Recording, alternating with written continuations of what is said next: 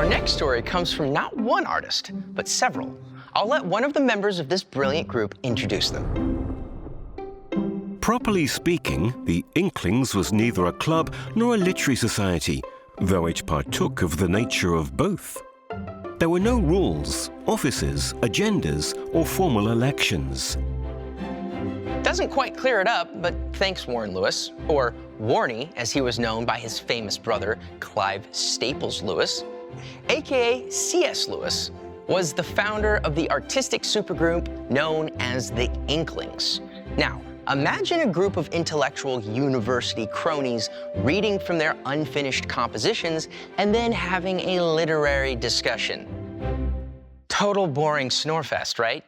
Okay, now, imagine a boisterous group of the brightest minds in literature at a pub with friends sharing hot-off-the-press chapters of their latest works of fiction. And then, one member hating on it and saying so, and then the whole room erupts in critiques and discussions about a book that would one day become one of the most beloved books of all time. Now, that's a club I want to be a part of. Faith, art, and brutally honest friends. The friends in this case was Hugo Dyson, and that was his response to The Lord of the Rings.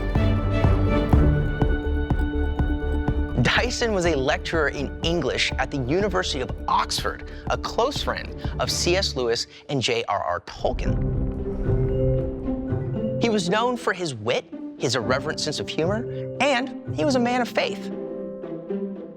Dyson felt that the Lord of the Rings story lacked depth and complexity, and the characters too one-dimensional, and he found Tolkien's writing style to be hideous and overly descriptive. But that was the point of the Inklings, to challenge one another, to sharpen each other, to share their work and ideas with each other, to be fearless in presenting your work, fearless to respond to it, and fearless to hear conflicting opinions, and yet remain friends. Proverbs 27:17 puts it like this: as iron sharpens iron, so one friend sharpens another. Warren Lewis puts it this way: we were no mutual admiration society. Praise for good work was unstinted. But censure for bad work, or even not so good work, was often brutally frank.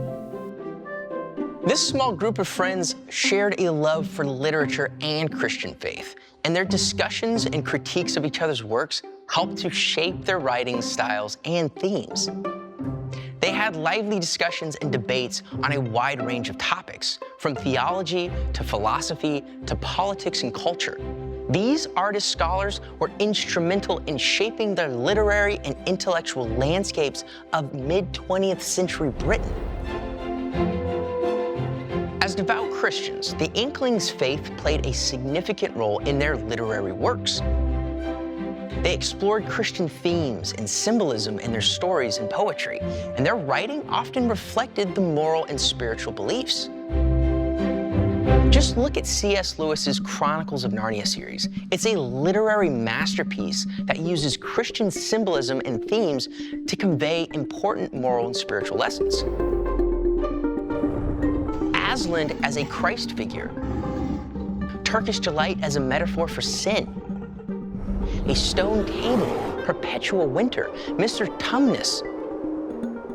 C.S. Lewis served up advanced concepts of theology into ideas a child could understand and love. It's also worth noting that the Inklings weren't afraid to tackle tough issues that they believed were threatened by societal trends of their day. In fact, many of their works were a challenge to trends of their time, which were believed to be undermining Christian values. They used their work to promote Christian ideals such as the sanctity of life, the importance of morality, and the power of redemption. You could even tell how much they appreciated each other by checking out the acknowledgments and dedication pages of some of their works.